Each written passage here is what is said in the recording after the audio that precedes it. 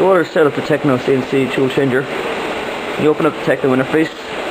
You're going to click on, there's some parameters that we need to change or make sure that are selected. So you click on Setup here, and you click on Advanced, and the first selection is Hardware Switches. So you want to check Automatic Tool Changer. And then depending on the type of spindle you have, if you have a HSD spindle, like this one here, is indicated there, you'll want to check HSD Tool Changer. If you have a Colombo spindle, you leave everything unchecked and just make sure Automatic Tool Changer is checked. The other parameter we need to change is spindle control. First, you want to set that our minimum RPMs and our maximum RPMs are correct. 6,000 and 8,000 is the standard.